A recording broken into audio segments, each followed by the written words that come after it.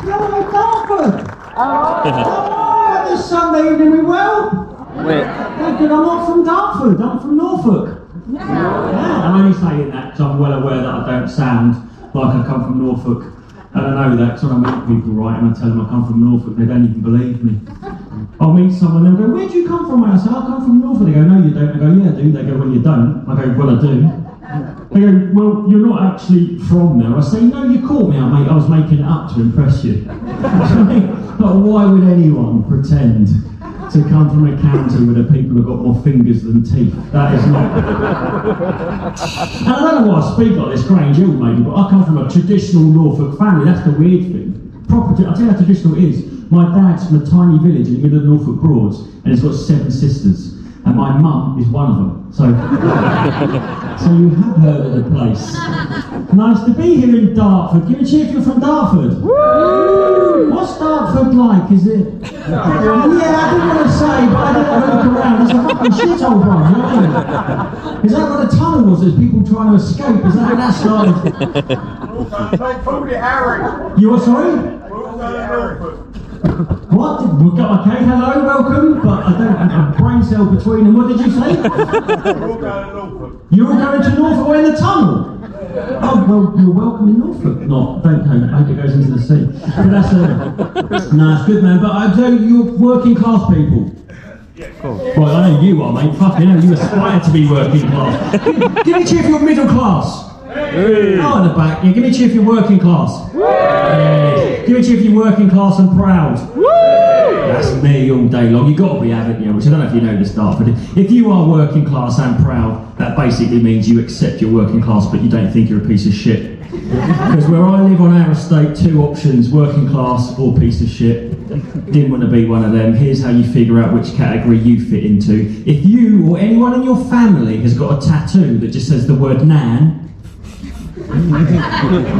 you are working class. But you're a piece of shit if your nan's got a tattoo. Look, I don't make up the rules.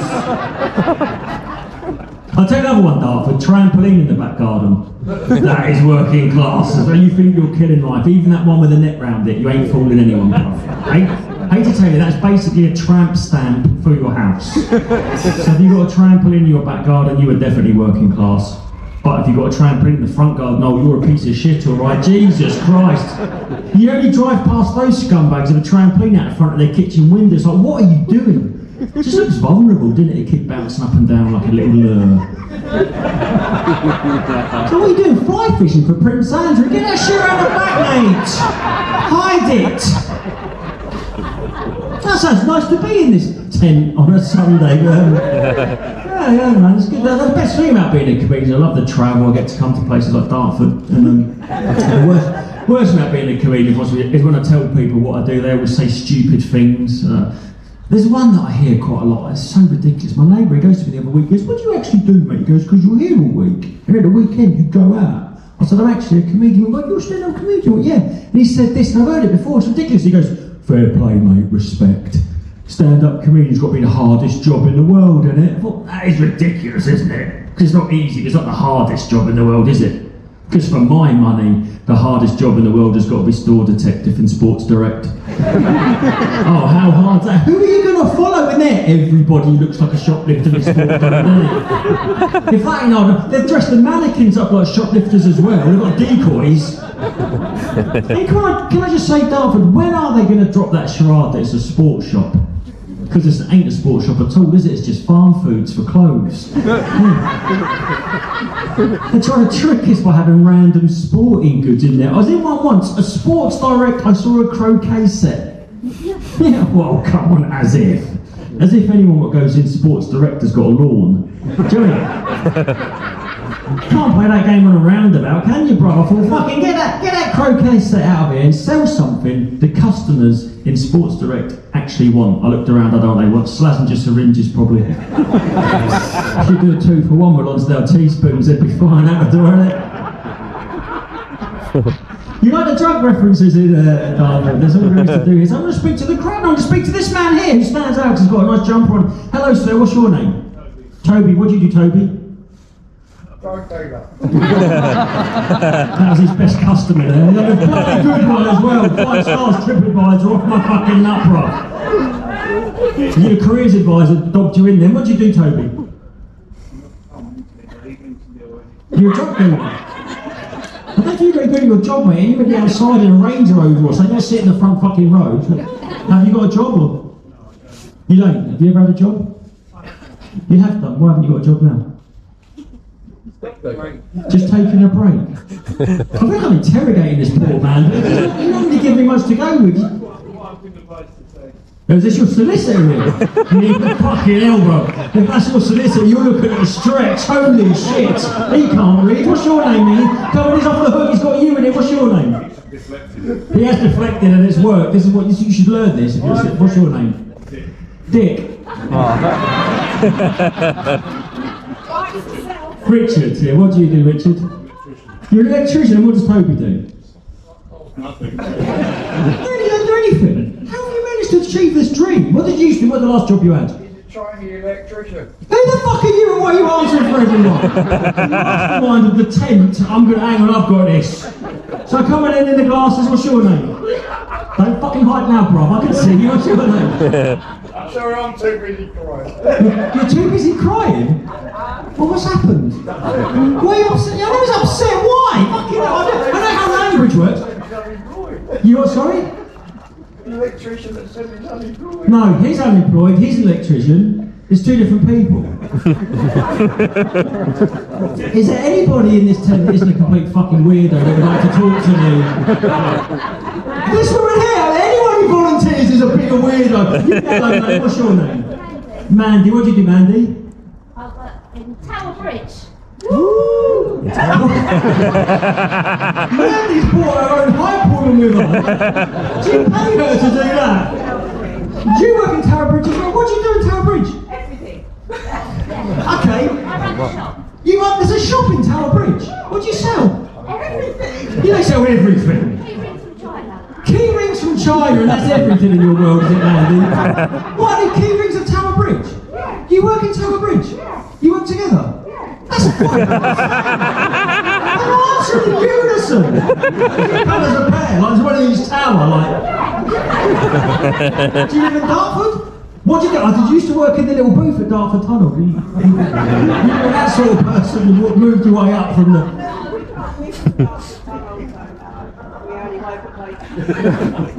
You lot are fucking mental. I had a look around Dartford and thought these people are rough. I thought, no, they're not, they'll be nice, but what the fuck? Yeah, you are nice, Mandy. Welcome. What was your name? Frankie and Mandy. Have you always worked at Tower Bridge? 36 years. 36 years? Fucking hell, we're going to get a nice key ring when you retire. Gold one. Really long chain on it. And what about you, Frank? How long have you worked there? 4 years. Oh, you're nothing. This is your future here. Run with your life. What did you do before you worked in Tower Bridge? I worked for the British Library for 30 years. British Ivory? British Library. I was going to say, that's not very good, is it? Making key rings out of tusks. That's not very politically correct. British Library. British Library? What did you tell people to be quiet or? You told people to fuck off. Okay, so how come you don't work for the library anymore? 30 years it worked. I'm going to come back on after the break and you better up your fucking game. You bunch of psychos. But anyway, we've got 3 amazing acts. We've got an act on, 3 unbelievable acts. You can enjoy it all equally. We're going to have an act, then a break, another act, then another break, then your final act. And there are very few rules of comedy for My Money Dartford. There are 3. The first one is don't talk to each other or react while they're on stage. That's not my job. You don't want to put anyone off. The second one is put your phones off or on silent. We don't want those ringing, that can be embarrassing for you. The third one is good audiences get good shows, better audiences get better shows. So the more you enjoy it, the better we feel, the better we perform. Does that sound good? Yeah! So Dartford, raise the canvas roof for the first time for your first act, the fantastic Mr. Milton Jones!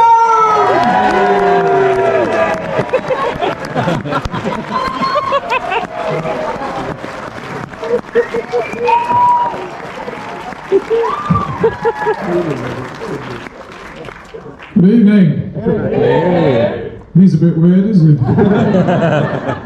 Thank goodness you're here. The theatre was closed. Thank goodness I found this wedding venue. I remember years ago being at my grandparents' house. On the table there was a chocolate cake, and my grandfather looked over at me and he said, "Go on, no one's looking." I said, "What, really?" He said, "Go on, no one's looking." So I got up and I punched Grandma.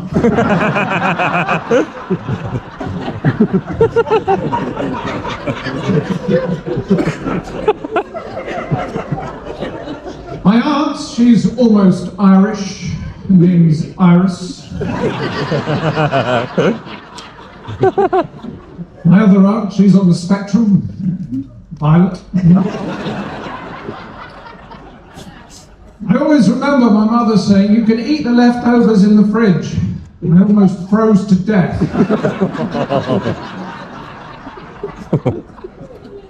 "Finish your green," she'd shout, until I'd eaten nearly all my felt pens. But my sister was to be known as Olive. When they came to register the name, the pen stopped working briefly, and from then on she had to be known as Clive.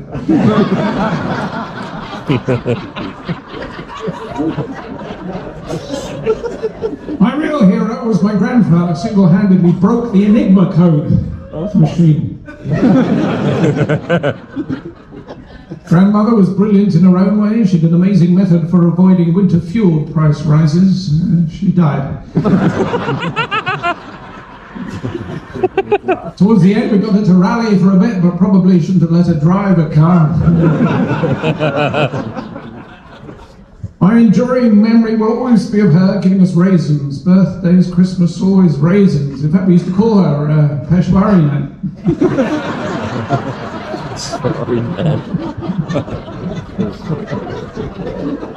Turned it into a tattoo in the end. But as I sprinkled my grandfather's remains on his favourite bowling green, I thought to myself, we should probably have had him cremated.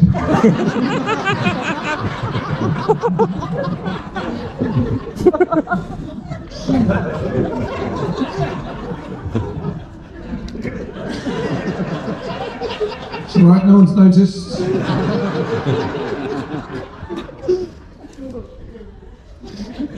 Good evening. He's a bit weird, isn't he? I remember years ago being at my grandparents' house. On the table there was a chocolate cake.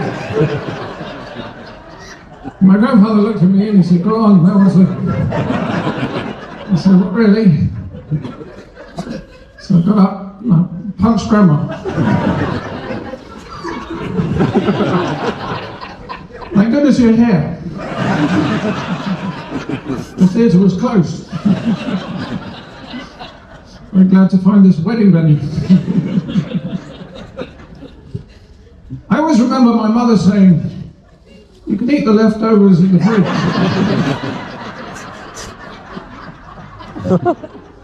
I almost froze to death. I'm doing all of it, by the way. Let's hope no one else comes in.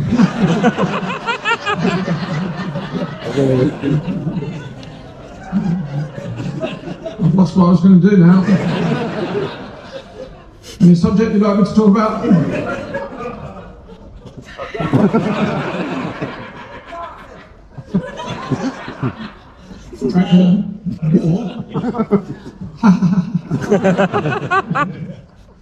My grandfather, he was a GI and he was in the RAF. Okay, he was a giraffe. Happy now? We're very lucky in this country. We have amazing cities. London.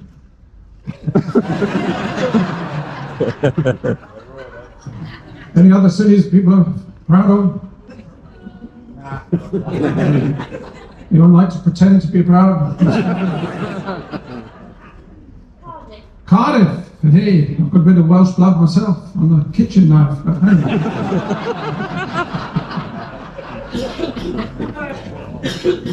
Got a cousin who lives in Cardiff keeps all his money under a mattress on the grounds that no thief would ever think of looking in the front garden.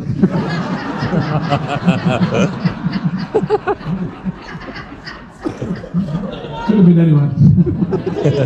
I always remember my father saying, "My son, to pay for your education, your mother and I had to make a lot of sacrifices." Because they were both druids.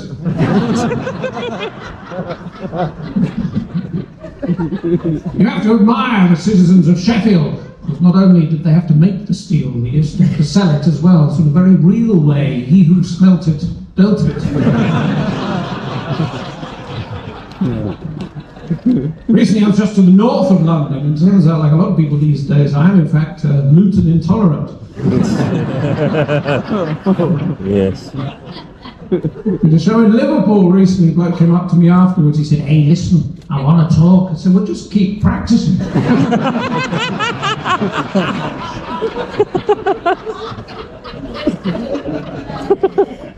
Any students here? Yeah, what are you studying?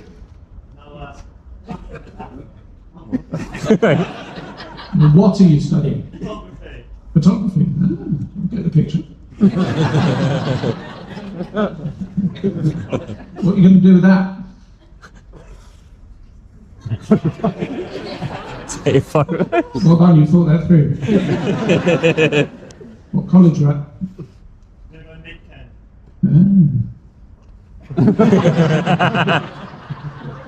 When I was at college, I studied agriculture and communication, specialising in sheep. In the end, I came out with a BAA.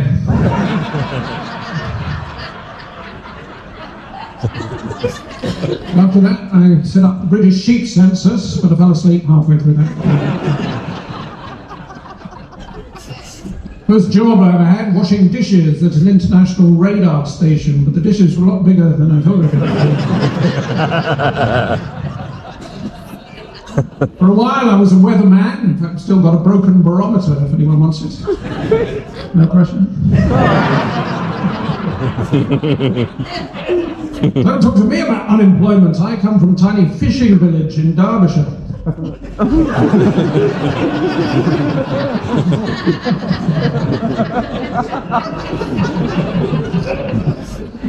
I believe tonight, ladies and gentlemen, we have an appointment with destiny. Mind you, the last time I had an appointment with destiny turned out to be a bloke called Des Tiny. But the real anticlimax was meeting his 14-year-old son, Des Tiny's child.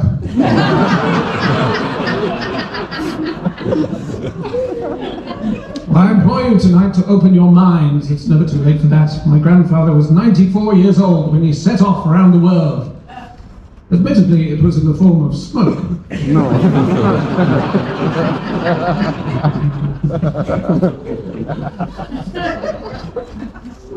The Russians have infiltrated everything. Even the instructions to my cottage pie last night said Putin microwave. You need to know something, ladies and gentlemen. I spent some time in the secret services. The ones between Swansea and Cardiff on the M4. Where all the signs are encrypted. I'm not in Welsh. I'm not quite sure why I lost my job with MI5 as an interrogator, and I didn't like to ask. I said there were reports of me defecting in a stairwell. I said I needed to read the reports more carefully. Maybe it was that time I was supposed to put bombs under ships in the harbour. I accidentally filled all our breathing equipment with nitrous oxide. I mean, we laughed about it at the time. Maybe it was another occasion. I woke up in the middle of the night. There was a beautiful woman in my bedroom. I said, "Who are you? What do you want?" She looked at me and went, "Nikita." And sure enough, when I woke up in the morning, my radiator was missing.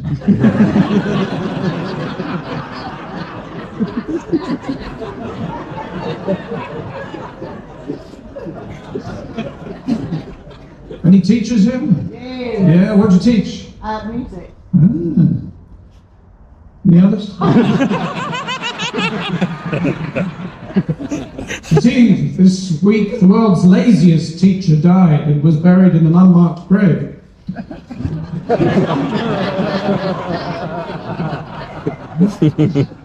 When I was 5 years old, my teacher asked me if I wanted to take the school guinea pig home.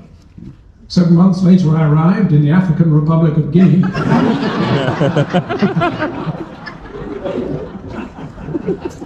When I was at school, I was told I was going to be a superhero. What was the phrase? You're going to have constant supervision. Imagine being able to see for thousands of miles. There was a teacher in the way. Mind you, at our school, you looked out of the window, there were just derelict factories, boarded up shops, there was no hope. But then a new dynamic headmaster came in, turned the place round, and then we faced the river. I don't think I've ever been so scared as I was at school, waiting to play cricket, holding my bat, practicing strokes in the mirror, so that when I pretended to have one,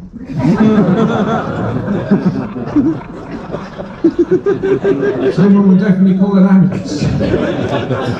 But you know, in the end, my whole educational experience was entirely worthwhile, because years later in the high street, I met one of my old teachers. By this time he was working for a water treatment company. It was his job to watch the clocks and the dials to make sure the sewage was being treated at the right speed.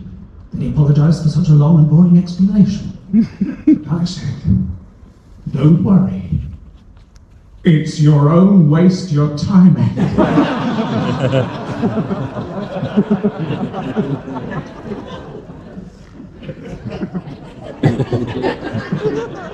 Between you and me, ladies and gentlemen, I was bullied at school. My playwrights were not helping.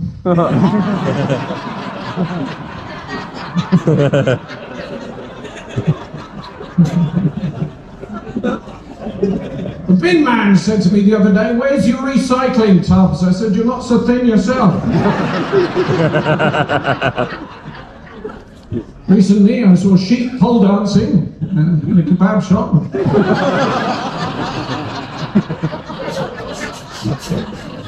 Anyway, I got home from work the other day and my wife was wearing this slinky number, which only really worked when she went downstairs.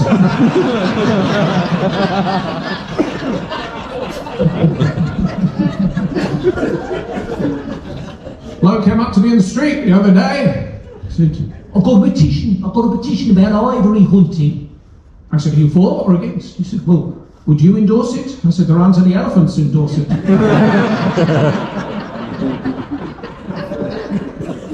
Said, you shouldn't joke about such things, I could put you in hospital. I looked him in the eye and I said, I was born in hospital.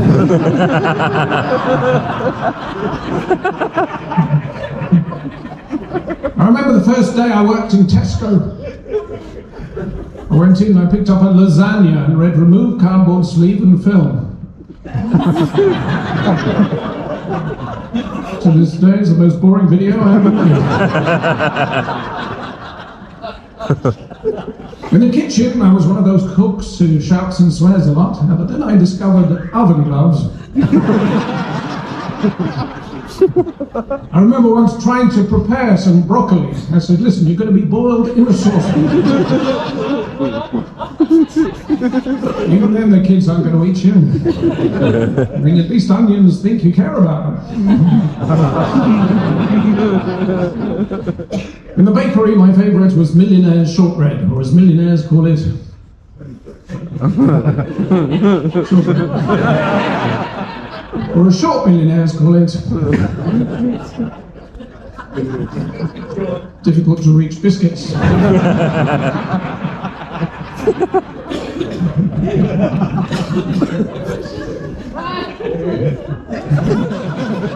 Where are you up to?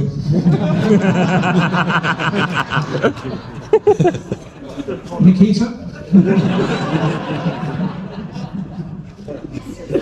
Interesting, isn't it? You never find out what actually happened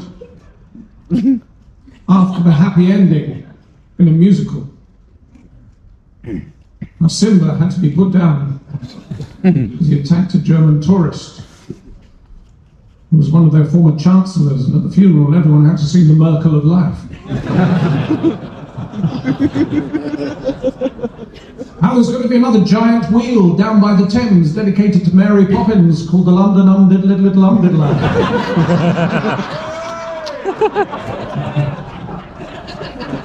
How there's going to be some new staff at Tower Bridge. Thanks, that doesn't normally work.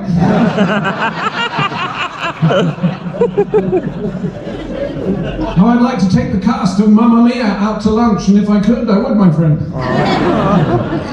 Fernando's.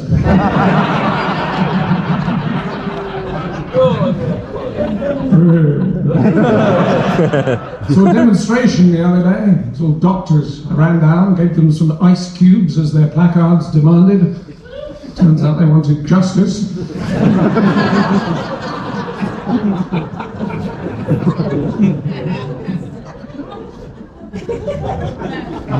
My mother was always helping people. She was a can-do person, half Canadian, half Hindu. Very dull curries. I remember her singing me to sleep, la la la la la la la la la. She was French Canadian. I had it translated years later. Apparently means the.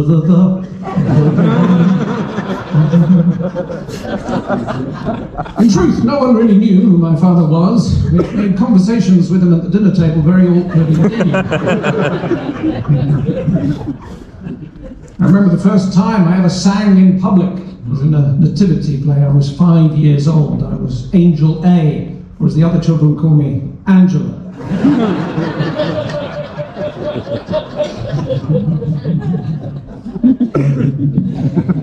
Anyone here from outside the United Kingdom?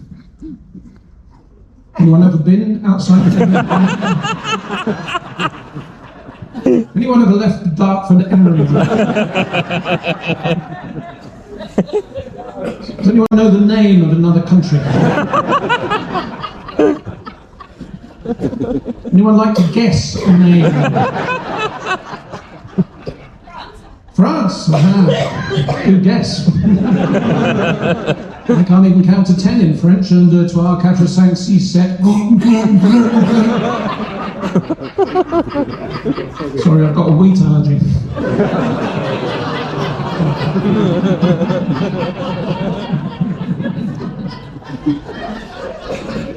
Things don't always turn out how you think, you know? And the man who invented the umbrella wanted to call it the brella, but he was just a bit hesitant.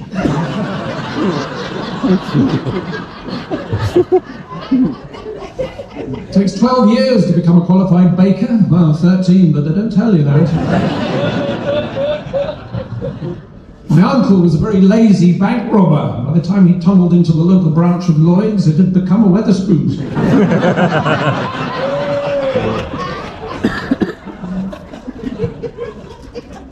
The worst thing that ever happened to me, apart from tonight, the worst thing that ever happened to me, once I went on a date with Tinkerbell, the fairy from Peter Pan. We arranged to meet in a pub. I couldn't find her, so I phoned. The last thing I heard her say was, "I'm over by the patio heater."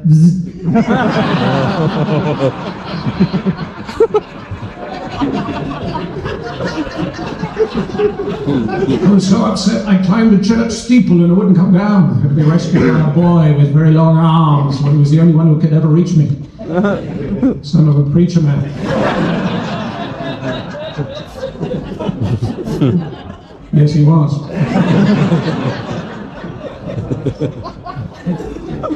He was.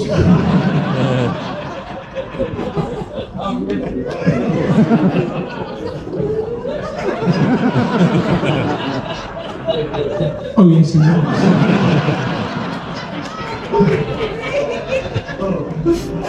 Recently, the jazz musician Fats Domino died. Apparently, he collapsed into his dad, who collapsed into his mum, who collapsed into his son. Another bloke came up to me the other day and said, "It's easy to do what you do." I said, "Is it?" He said, "Yeah, anyone could do that." I said, "Okay. You write down some things that you think will work. I'll write down some things that I think will work. I'll mix them all up. I'll find a nice crowd in a makeshift tent. I'll read them all out, and we'll see who wins. Here we go. I always keep a Mars bar in my pocket in case I'm arrested and I need a lawyer present.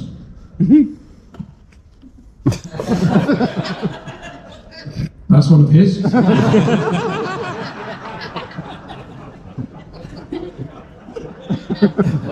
Hope these aren't all his. My father didn't really want me following in his footsteps. He wanted to see if I could cross the minefield on my own.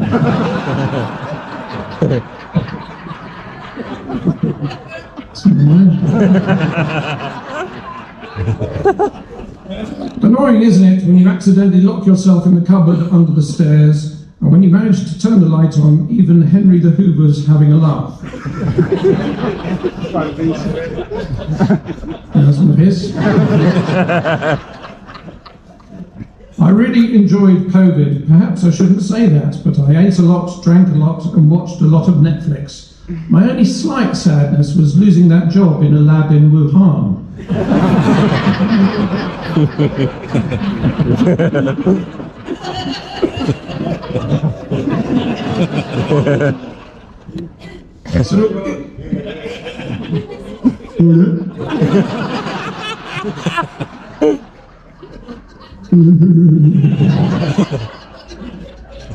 Nikita.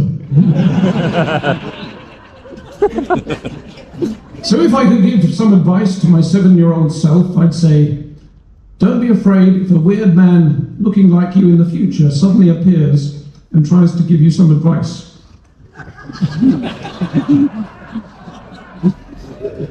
What was he thinking? Do you ever have that dream where you're giving some ham and cheese toasties to Darth Vader and he says, "No." I said, "Prepare for launch."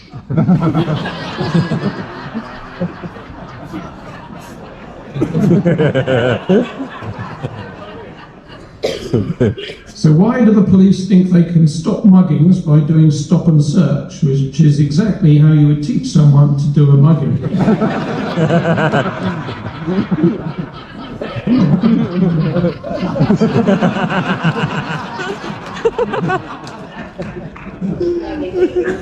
Difficult to tell, isn't it, between a Dalmatian and a Labrador who really enjoys paintballing.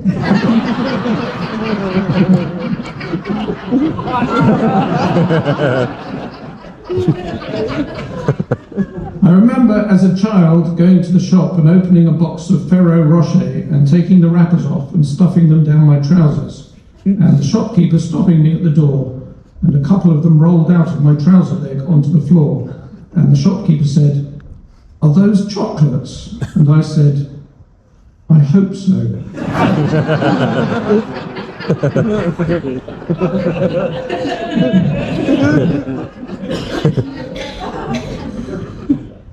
Never laugh at what someone's wearing, especially if they're up a tree in Africa in a leopard skin onesie.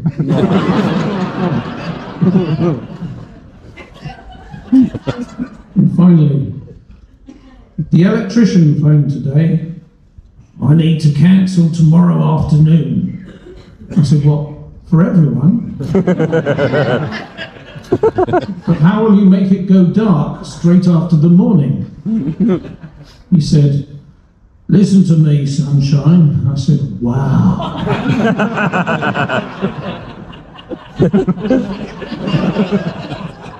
Well, thanks for your help with those. I'll get back to him.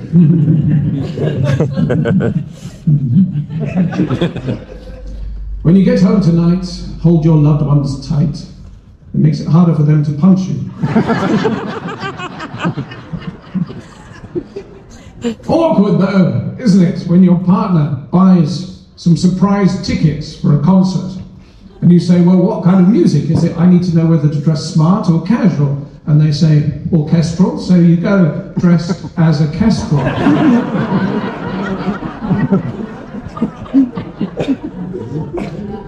Kids these days, of course, don't do enough sport. That's not it. 1 in 3 are obese. which means technically they could still all play Piggy in the Middle.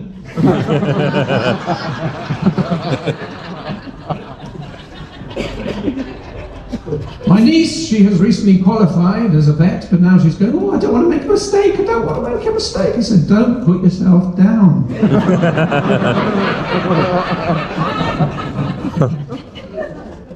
I remember the year I had to tell my children to be more realistic about the kind of presents they're going to get for Christmas. Then, the Father's Day afterwards, I got a mug that said on the side, probably in the top 400 dads locally.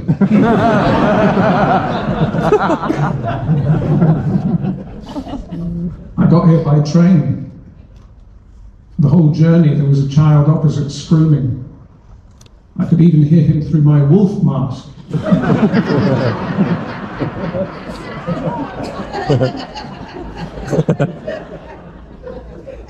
When the stewardess got on the train, she looked at me and said, do you mind if I do my makeup on the train? I said, well, it's still going to look like a train, isn't it?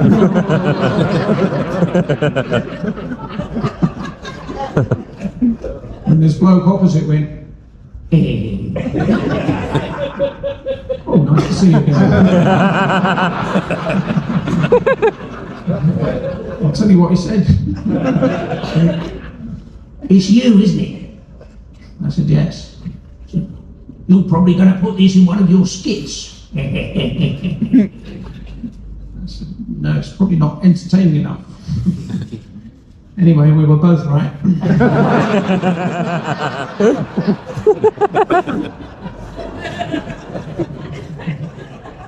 Well, it's great to be here. Someone's been able to share our joy by laughing out loud. Just by staring. Apparently I didn't even turn up to one of my own children's christenings, according to one of them, shall remain nameless. So they tried to pull out all the stops. So apologies if you're going home by bus. Lionel Richie says hello, fellow. My grandfather, he's staying with us at the moment. He's got a black eye. I knew his room was too small for a cuckoo clock.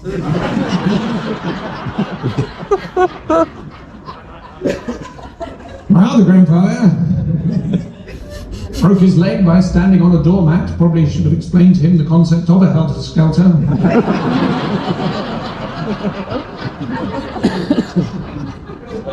My other grandfather... That's the joke. I had to call out a waitress the other day. She was one of those vegans who eats meat sometimes. Or Megan, as her name badge said.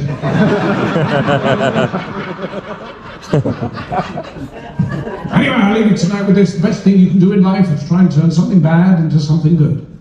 Recently, I managed to mix up the muesli with one of our relatives' ashes. But I correctly renamed the container granola. That's all from me. You've got a great night. See you another time.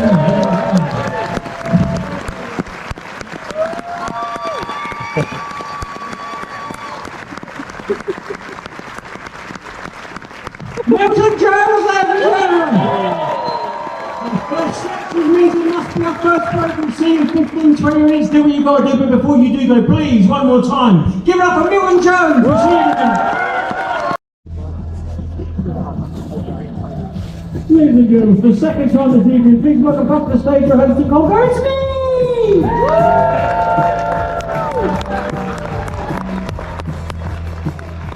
Welcome back! How was the break? Good. Are there toilets in the tent? Yes. Just about they Portaloos or are they toilets? It's a bucket! It's good for Dartford, that's an upgrade for most of you. Well, the only reason I mention the toilets is a particularly male problem, and I hope I don't get on my soapbox too much here, but I think I'm a bit of a campaign at the minute, because I think everyone likes a night out, but I think it's a disgrace that in 2026 men still have to use urinals. Just because obviously women, you get cubicles, you might moan about queuing, but you get privacy, you get treated like fucking adults. Us men, we get treated like cattle. We just get ushered into a fully lit open room and they've strapped 3 porcelain funnels to the wall. You got to stand there next to God made up. Maybe it's me, maybe I'm oversensitive, but I get performance anxiety. Oh, it puts me right off. I can be at a urinal next to a bloke, it doesn't matter how close I am, how much I focus or how much I concentrate. Sometimes it takes me ages to come. So, I'm really glad you laughed. That got tense then, didn't it? Is this part of the show? Is this psychopath having an actual fucking breakdown? But by the way, I'm going to go on. I know I'm opening myself up here. But what do you think? Because this is new, the moustache. I haven't had this for about a month. Or what do we think? Shit. It looks shit. Well, the thing about it is sometimes I'm on the fence with it. Sometimes I think it makes me like a creepy paedophile, and sometimes I think it doesn't suit me at all. So.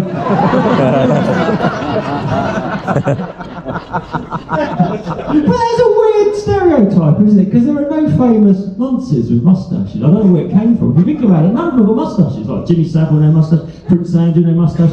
Jeffrey Epstein, no moustache. And if anything, I think that is the most unfounded stereotype there is. Because if anything, since I've grown this, children find me less attractive. I've got to put the work in, bro. I've got Ferrero Rochers in my fucking van. Nothing. What? Jimmy Carr snuck in it. What was that? Who was that? Are you okay?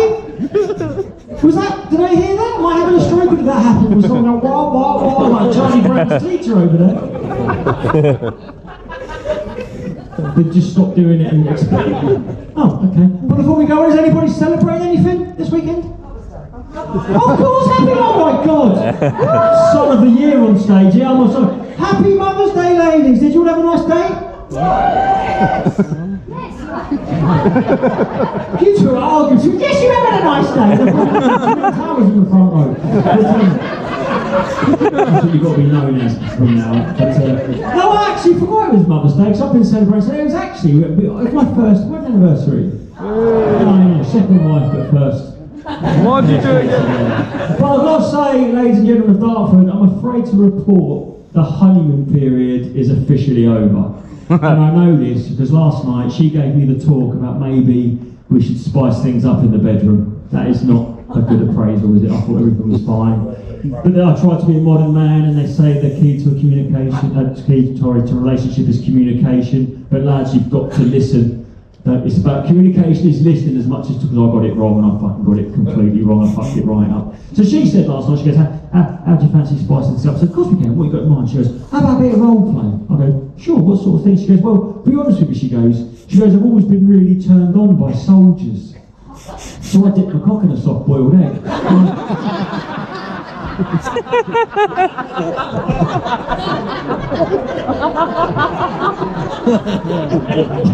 tried to say that. I said, open wide, here comes the aeroplane.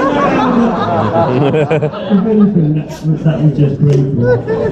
One clap. Not one person clapping, just one clap. But I also picked up a stepson when I got married. No, that's bad. Got your step parents in? Yeah. Yeah, it's a tough job, and it being a stepdad, especially. I'll tell you what's difficult for me is because my stepson looks exactly like his dad, dead ringer. So I basically live with my wife in a scale mod of the bloke that used to fuck her. That wasn't my vision board growing up. Do you know what I mean? It wasn't. And disciplining stepkids is hard. So I've got 2 proper kids, not proper. They're all proper. I mean, I've got 2 children that I actually love. And this new character.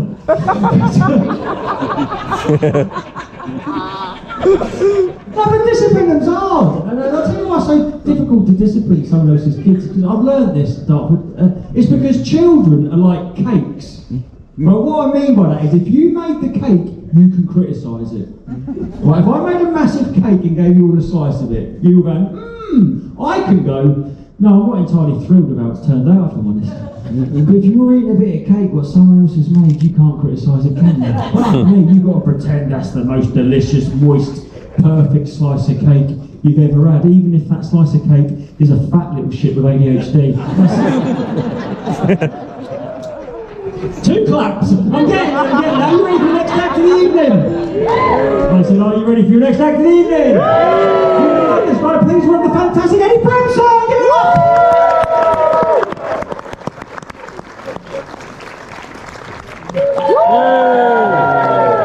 Hello. My name's Eddie. We'll get this out of the way. Look, I know it's a Sunday, but I'm a bit rude. You okay with rude? Yeah. That's not all you, but fuck it, it's all I've got. And listen, all you people at the front, you can all relax, all right? I don't pick on people. That's never been my style as a comic. I say that at the beginning to put you all at ease, all right? Because I'm very aware of my face. Okay? What I mean by that is a lot of people see me for the first time and they think I look quite aggressive, which is very upsetting for me because that takes away the element of surprise. Well, what it is, I've got a miserable face. I've got a resting bitch face. Anyone else in here got a resting bitch face? Let's see. What's that? No. Pardon? You're proud of your resting? Yeah, okay. Cheers for joining in, love. I'm kind of busy, so I'll just fucking sideways. Right? What's your name here, beautiful lady? You've got a lovely smile. I'll show you what it is with me, right? You won't notice because I'm talking, but basically, my mouth turns down at the sides, okay? And as I'm getting older, it's getting worse. So look, if I'm waiting for a bus or a train, this is my normal face. It's fucking miserable, isn't it? It's fucking miserable. But when you've got a face like this, every now and again, a complete stranger, someone I've never met before in my life, feels fully justified walking up to me and uttering the following sentence. Cheer up, mate, it might never happen. Let me tell you something, when someone says that to you, it's just fucking happened. Because you bumped into this dildo. How rude to walk up to me as a stranger and basically go, hello mate, you look like a miserable bastard. 9 times out of 10 people say that to me, want something out of me, because they tend to be charity workers. Right? They did this to me a while back, so I'll cheer up mate, fucking dick. Right? He's got my attention, so he goes straight into selling the charity. He's going, oh mate, do you like pandas? What kind of question's that to ask an adult man? Do I like pandas? Of course I like pandas. Everybody likes pandas. If you don't like pandas, you've got to be some kind of wanker, haven't you? So what's this fella saying now? Does he think I look like someone who don't like pandas? Basically, is he calling me a wanker? Is that what's doing? Because first of all he thinks I look miserable, now he thinks I look like a wanker. I'll be honest, me and this fella weren't fucking getting on. But then he said something really offensive. He went, oh right, well I don't know if you know this. Oh, so now I look thick as well. He hasn't even asked me the question. I can't wait to hear this nugget of information. So I don't know if you know this, but the panda is very nearly extinct. Yeah, I did know that, yeah, because every now and again a wanker like him comes along and ruins a perfectly decent day by reminding me that one of my favourite animals on the planet is nearly extinct. I was quite happy till he come along, thinking about football tits and sandwiches. Images of dead pandas in there, they're quite fucking miserable, weren't they? You've achieved your goal, and then he goes for the kill. Well, I don't suppose you'd like to give £3 a month to help the panda. Well, at last we got something we can agree on, because no, I fucking wouldn't. And I'm telling you why, ladies and gentlemen, I like pandas. What's your name here, fella, may I ask? What? Toby, do you like pandas, Toby? You do. But I'm not being rude, Toby, it's not my style. Whether you like pandas is irrelevant to the situation the panda's in. Whether I like pandas is irrelevant. Surely, we can all agree, a far more pressing issue for the panda is whether or not other pandas like pandas. And I would hazard a guess, purely based on the fact that there ain't that many pandas, that the answer to that is no, they fucking don't. But you see, not even the panda's prepared to bang another panda in order to save the panda. So asking me and Toby for £3 a month is a waste of everybody's fucking time. You can save the panda. A far more intelligent question to have asked me would have been this. Hello mate, I don't suppose you've got any idea how we could save the panda? Because as it happens, yes I have, I've thought this through. Now, I like pandas, Toby likes pandas, but you know what, they're ungrateful little bastards, aren't they? We treat them like rock stars, we fly them all over the world, first class, hoping they're going to cop off, waste of money. Why didn't anyone fly me around the world first class? I'd have fucked anything. Pandas need to up their game. Two things that sort the panda out. First thing, sort their posture out. Their posture's terrible. You think about it, a panda spends 90% of his life sitting on his big fat panda arse, leaning back against the wall with his legs splayed open, chewing on a bit of bamboo. Yes? That is not sexy. That is not sexy. If I go home and found someone sitting like that, they wouldn't get it either. And I like bamboo. Pandas need to up their game. If they're not getting laid, dress them up. Dress them up with something sexy, like a rabbit. There's a lot of rabbits around, isn't there? There's a reason for that. Rabbits have got great posture. A rabbit will spend 90% of his life bouncing around with his arse up in the air. People at Dartford and surrounding areas, I am not an expert, right? I am not an expert, but, sweetheart, you spend 90% of your life with your arse up in the air. Sooner or later, someone's going to come along and bang it. That's why there's a lot of rabbits.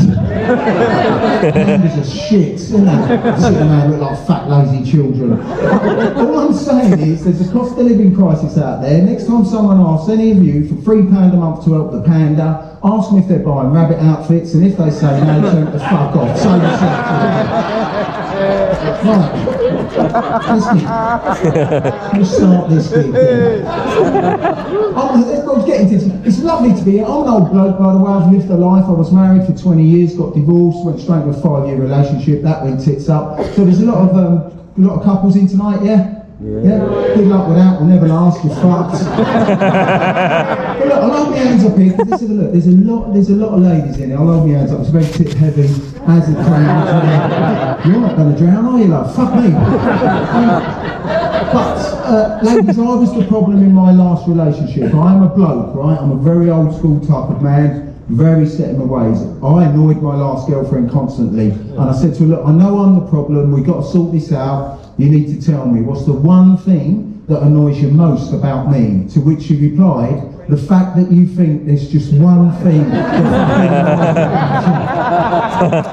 It's a great answer, isn't it, ladies? It's a brilliant answer. But I can't help it, I'm a bloke, I love being a bloke, it's brilliant. It's brilliant, isn't it? It's brilliant being a bloke. It's great, because we get away with fucking murder, don't we? Because ladies should agree men are hard work, yes? Yeah, fucking quickly. I was going to say on behalf of the men in this tent, ladies, you're not easy, okay? We love you, we adore you, we know our place, but as you get older, ladies, the fucking talking, the constant... Ladies, you think men can't multitask? Believe me, we can listen and not give a fuck at the same time. Shut that up. So one bloke clapping at the back. Well done, you'll be waking yourself off in the shed with your own tears tomorrow, you fucking loser. But listen, ladies, right, let's get this out of the way. Ladies, I don't want you thinking I'm that kind of bloke. Sometimes you get stuck in bad relationships. Even at my age, you make these mistakes. My last girlfriend and I were so wrong for each other. We tried, but we were wrong. I have never had another man have this. This was the level of disdain this woman had for me at the end. She genuinely said this. She went, look at you, sitting there like that. So what do you mean by that? She said, what I said, just look at you sitting there like a man. I said, I'm a man. She went, and you stink. I said, listen, I'm having a shit, get out.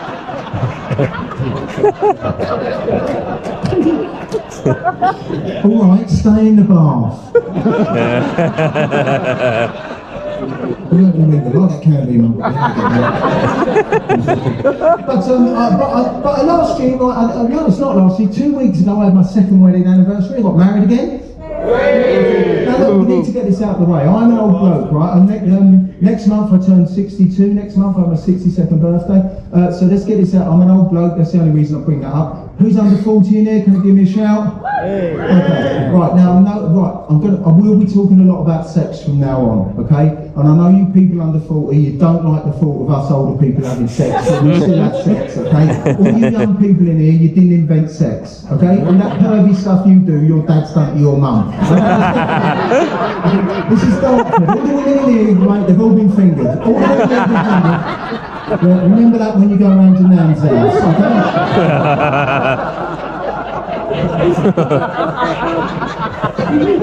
I loved it.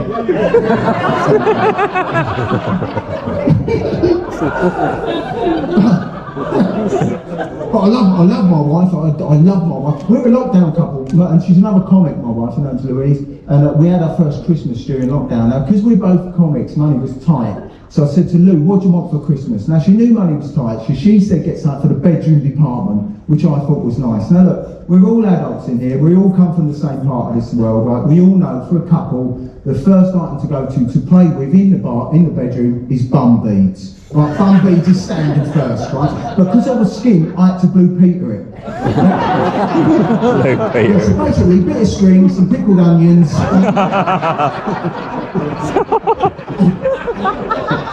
You put a Brussels sprout on the end of it. Some frosting first, some sort themselves.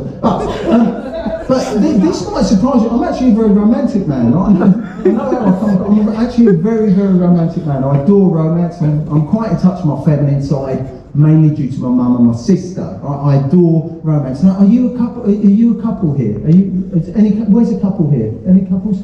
No couples. Fucking singles night over here. Right, wait, a couple here? Any couples? Right, what's your name, beautiful lady here? Joe. What's your name, fella? Roger. Joe, is Roger a romantic name? He is now. And I love that baby, but I'm not trying to trip you up, Roger, because a lot of blokes act all macho. I adore romance. My wife, Roger, doesn't do romance. I'll give you an example. We were being intimate, all right? For the younger people, I'm not going into the details. Okay, but basically, I was down the sharp end. Yeah, proper three-pronged attack, finger, thumb, tongue, right on down, putting a shift in. Honestly, it's like I plugged her in. So then from nowhere, yes, it happens, ladies, okay? Us romantic men, Roger and I know it. I'm not saying that happens to you, love, but now, because I'm a romantic man, I did not want my wife to be embarrassed. So I looked up from where I was. And I saw the horror in her eyes. Now, because I'm a romantic man, I've gone, Louise, don't be embarrassed. It's just your body expressing pleasure at the treatment I am providing. Yes, thanks, love, that's romance. She said, no, that wasn't a fanny fart. You need to get out of there. I think there's a bit of luggage. Fucking disgrace, my missus. Right, now listen, I gave you a caveat at the beginning, right? Some of you are on board and some of you are looking fucking horrified at this. I told you I was rude. Can I just say, someone complained about me at a gig a while back, said I was too crude. That story about me being down the sharp end, my wife farting and following through, is a true story, okay? And I'll be hard pressed to find anyone in here who disagree with me when I say I am clearly the fucking victim in that little story. I see someone in here with a farting fetish. It's funny. If you have, give me a number, I'll get Louise to give you a bell. That sounds like fucking I don't mind. I love my wife. I love everything about her. If something happened to her and she wasn't there one day, my world would crumble. And unfortunately, I'm sure how long have you been together, may I ask? 30 years. 30 years. Imagine that if all of a sudden your other half wasn't there. I have to think about this, unfortunately, because my wife Louise suffers from sleep apnea, right? So when she's asleep, she stops breathing. I'm a very light sleeper. It scares the shit out of me. Because imagine that, you're lying next to the person you love, and you think, fuck me, she's dead. Right? She's dead. My mind goes into overdrive because I think, fuck, I'm going to have to call the police. They'll think I did it. They'll have to tell her mum, her dad, her mate. Some of them will think I fucking did it. Yeah, and then my mind, I've got a very, very active mind. I go into overdrive just thinking about how your life would change. All you couples in here, how it would be different. Just being on the sofa at home at night, watching the telly, all that gone, sitting. I couldn't watch all the programmes that Lou and I watched together, so all those memories. So I just have to watch all the stuff I wanted to watch that she didn't.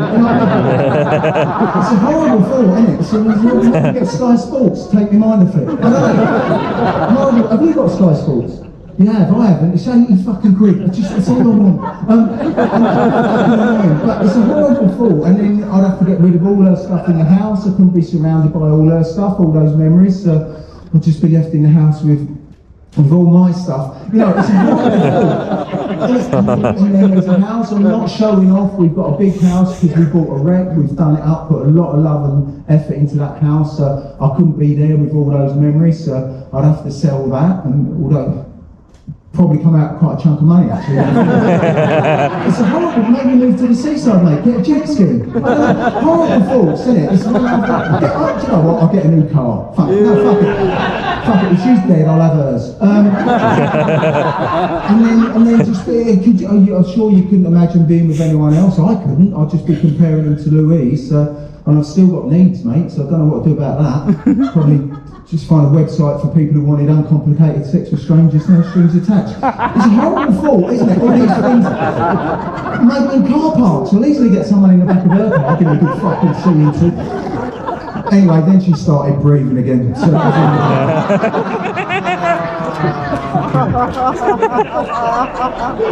all I want is Sky Sports.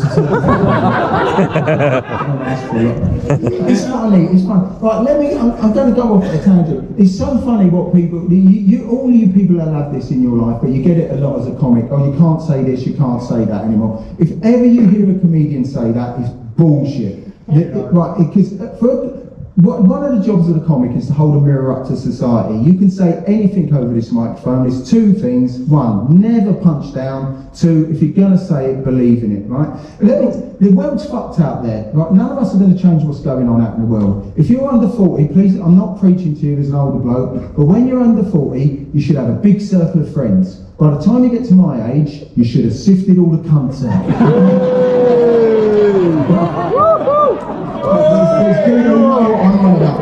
And if by the time you get to this age you've got 5 or 10 people who care about you and you care about them, you're very fortunate, and they're the only people you should be bothered about. When people were getting offended about how people identify, what a waste of time. It's got nothing.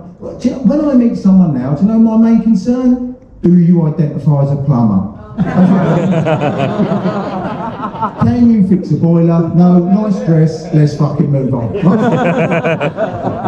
you've got kids in here or grandkids coming into their teens, how you deal with that in this world? That cesspit of the internet, bombarding kids with stuff they shouldn't see, giving them the wrong idea about love, relationships and sex, particularly when they might be curious about their sexuality. I think most of us in here, if we're honest, at a point we were curious about our sexuality.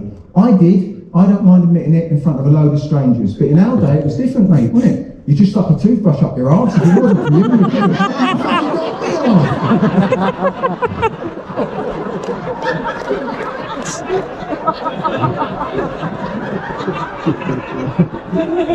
Obviously, we didn't have the vibrating toothbrush back then. And if anyone's offended by that, it was my toothbrush, I'm the fucking victim. The only one that does get me right now is when people get offended, and I can be offended by this because it's personal, when people get offended on behalf of people they don't know and who aren't even offended themselves. And I say, that's because it's personal to me and my Louise. Now, I live up in the East Midlands now, but Louise and I are from the south of England. You'll understand this, right? We use certain terminology. I'm her fella, she's my bird, that's the way we like it. When I first got together with Lou, I'm talking to my mates up there. They've gone, hey, you got a new girlfriend? I went, yeah, top bird, you're going to love her. My mate's daughter up there has gone, oh, God. I've gone, oh, you all right? She went, no, I'm not actually all right. She goes, is that what you call Louise, your bird? I went, yeah, I'm her fella. She's my bird. She went, I find that offensive. I went, well, you're not my bird, so it don't fucking matter. She went, very funny. I went, oh, is it? I'll put it in the set. But then she expressed an opinion, and I totally respect her for doing so. She said, do you not understand, in this day and age, using that word to describe a woman is so outdated, it makes you such an old man, and it demeans women. I goes, okay. Well, my Louise is a very intelligent, independent thinking woman, and she ain't got a problem with it. She went, well, I find it offensive. I goes, okay, here's the difference between me and you. If you was my bird and you expressed the desire not to be referred to as my bird, because I respect your choices, I wouldn't call you my bird. That's simple. However, as you're the kind of bird who don't want to be called a bird and don't think any other bird should be called a bird, even if that bird's quite happy to be called a bird, I don't think we'd get on that well, so you probably wouldn't be my bird. She went, very funny. I went, oh, fair enough, I'll put that in as well. But then she expressed another opinion, and I totally respect her for doing so. She said, that word is offensive, explain why you use that particular word to describe Louise. So I goes, okay, I will, but please understand this. I'm not asking you to agree with me, it's just a different choice of language we are happy with, and we should all be allowed our own individual choices, and it is this. And I'm sure in this part of the world you'll know it. I call Louise my bird for these reasons, because to me, some of you will understand this, to me, my Louise is like a bird. She's beautiful, she's delicate, and she is very precious to me. And when we are together, I feel like we could fly. Okay? Thank you. And also, before we got together, I used to watch her through binoculars.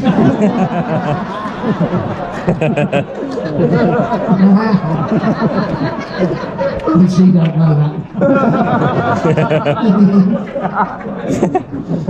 This is lovely. I love coming back down here to do gigs. All comics will tell you, as a comic, you like to do weird gigs. You go and do these weird gigs every now and again. I did a couple of gigs last year that were fucking brilliant. I did a gig last year at a nudist camp. Honestly, it was fucking amazing. I don't know if we've got any naturists in, but there's a group called Sun Seekers. They hire out places in the middle of nowhere.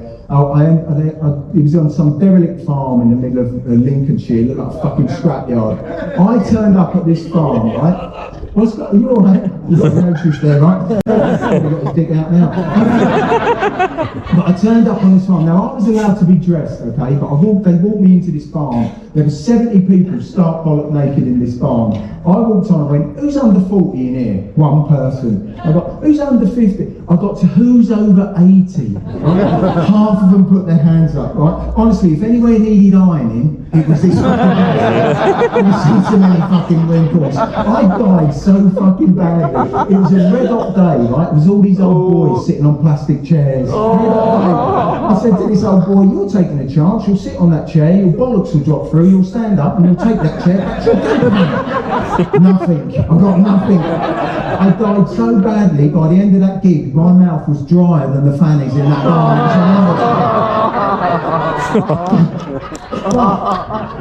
One of the best, I've been doing this a long time, one of the best gigs that I did last year was one of the best experiences I've ever had as a comedian. I did a gig last year in a swingers club. Now, I don't know if we've got any swingers in here tonight. Right, now, to get this out of the way, swingers are just people who've got a bit of a fetish. There's nothing wrong with that. There's probably more people in here tonight who've got some kind of fetish than not, because it's actually quite human nature to have one, right? I turned up, these people just liked a bit of in and out, found a place to do it, fucking got into each other, right, in this place. Now, it was on the Wirral, called the Townhouse. From outside, horrible rundown derelict pub, big metal door. But once you got through that metal door, really nice plush club. Strange smell. Honestly, like disinfectant and lube. Weird. Now, I'll give you some context. All the comics know this guy. As a comedian, he's got a podcast. It's very full on. He invited the woman from the Swingers Club to come and talk about it. She said, if I do that, will you come and do a gig at the Swingers Club? Charity gig. Charity gig. At the Swingers Club. Fuck knows what for. Hepatitis. But they were the loveliest people you could meet. They looked exactly like you lot. It could have been any of us, but now this is full on, right? There was a woman in there, and I apologise if this is advice, there was a woman in there who specialised in pegging men. Now, if you don't know what that is, don't fucking look it up. Right? She told us she had a suitcase of various size strap-on dildos that she used on the men who came to the club. The word that disturbed me in that sentence was used. Okay? It's not for me, but if I was going to have it done, I'd want one fresh out of the fucking mouth. But she was a good-looking woman, big girl, fucking unit. She'd have put your head through the double fucking doors, mate. Big girl. Looked like she worked on the cheese counter at Morrison's. She was so fucking normal. But she took us around this swingers club. Now, I'd never been to one before. Fuck me sideways, this place, right? Big gangbanging room. All the toilets had glory holes in. There was a dungeon with a big wheel in it, and strapped people to and whipped them as they span them round. In the cellar, surgical room. In the corner, mate, dentist chair. I thought, fucking good luck with that, getting a dentist. But it made me realise I'm quite vanilla when it comes to sex, right? I know what I like, my wife and I know what we like, but I'm quite vanilla. Have you got a fetish, fella? No, I'm not trying to trip you up, mate, because you would have been exactly the same as me. I was in this club thinking, how the fuck would I fit in here? I don't know, something basic, rubber suit. Something normal, rubber suit strapped to a chair, ball gag. Something, do you know what I mean? Something quite normal. Rubber suit strapped to a chair, ball gag, swimming goggles. Maybe get one of them First World War German hats and put it on. You know the ones I mean with a big spike like that. Maybe hire a clown, get him to stand about 4 foot in front of me. Obviously he's naked, but he still have the face paint and the wig. Get him a chuck ball exit me, and everyone that lands on the spike, he can walk forward, kick me in the bollocks with his big shoes, and I have to give him 200 quid. I don't know, I've not thought it through.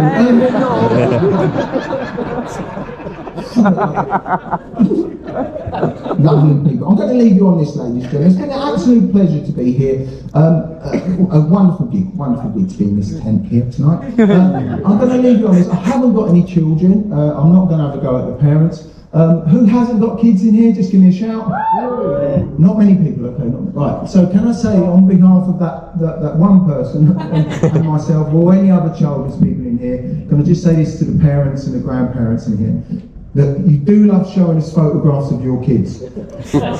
We could not give less of a fuck. Really couldn't give a fuck, could we? Like, always have a photograph, like, take this from me. You don't care, of course you don't. Well, yeah, you know what I said about women talking? Only 25 minutes, oh, fuck it up.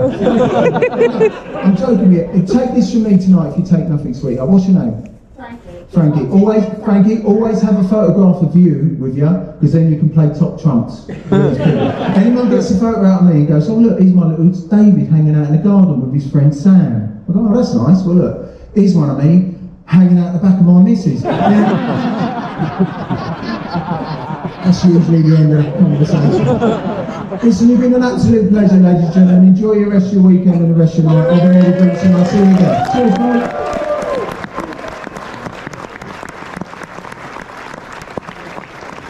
Any friends to ladies and gentlemen? Second play from Steve Singer, please. We go one more time. Get up, any friends?